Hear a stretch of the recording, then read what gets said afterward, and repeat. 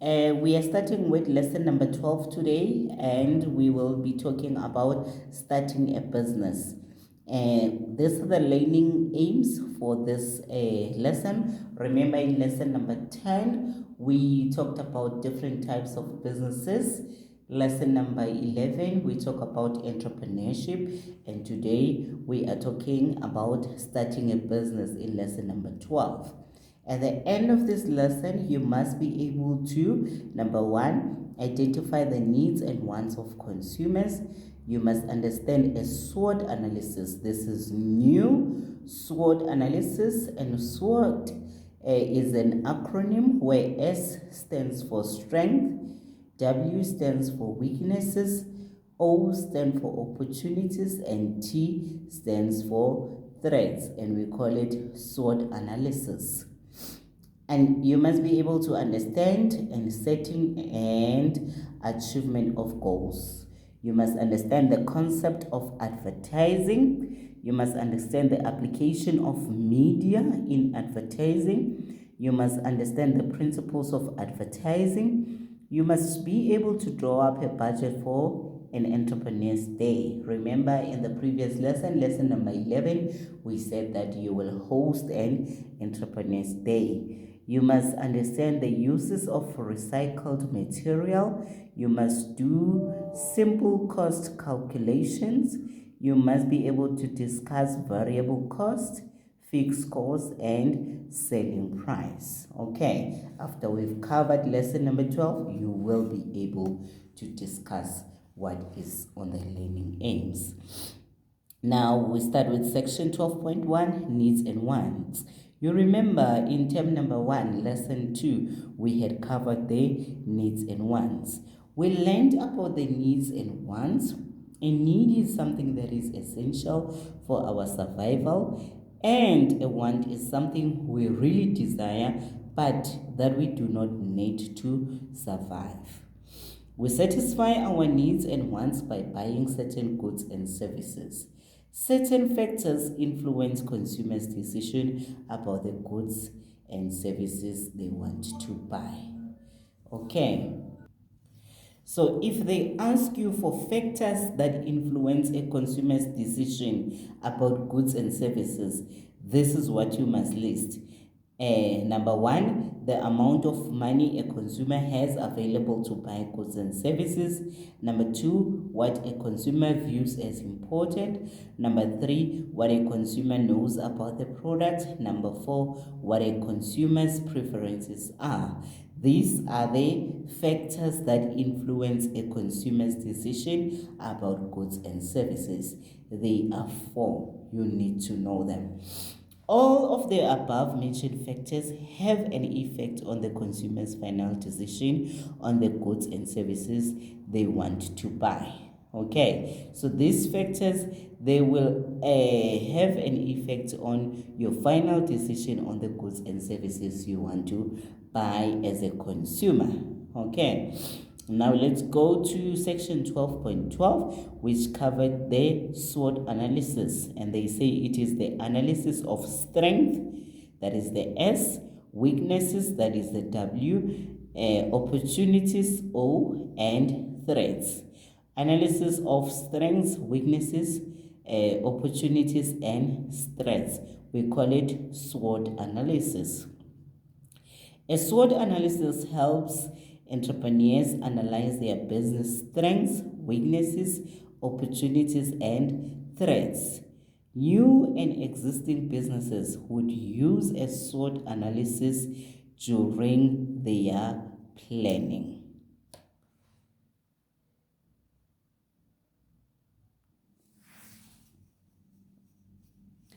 Using a SWOT analysis helps an entrepreneurs identify areas in which they must improve. Okay, that is when you're looking at the threat and weaknesses. Those are the areas of improvement and areas they must emphasize.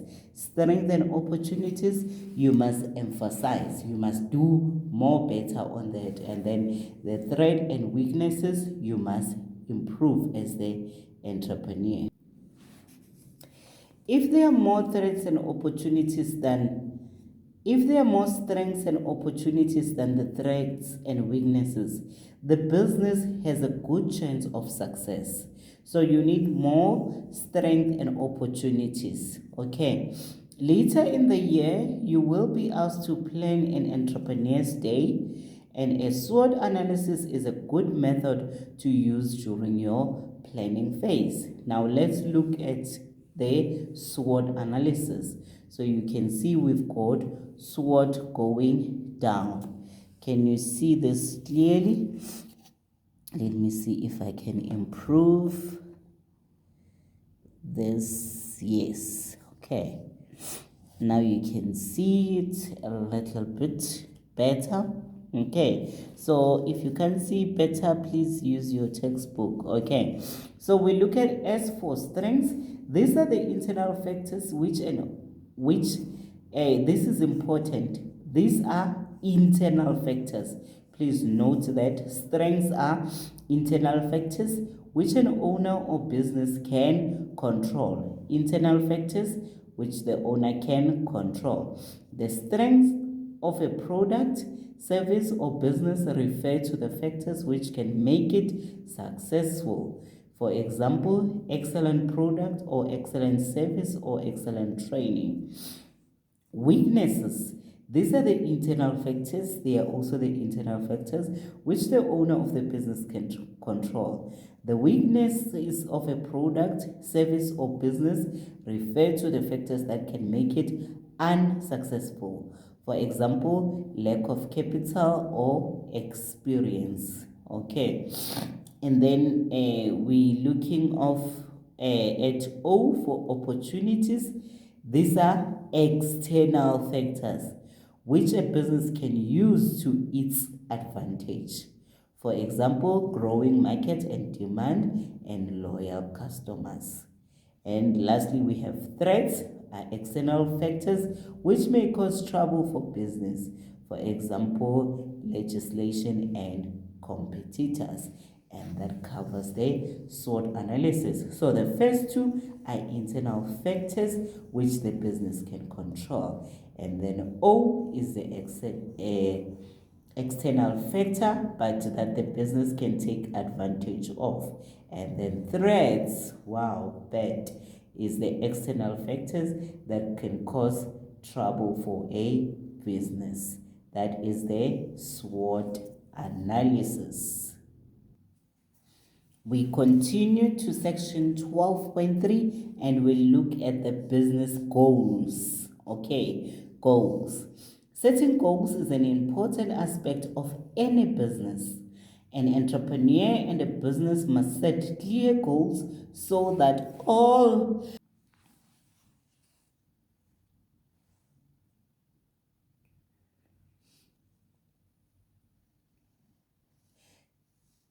Let's start afresh. Setting goals is an important aspect of any business. An entrepreneur and a business must set clear goals so that all staff members will know what is expected of them to reach these goals.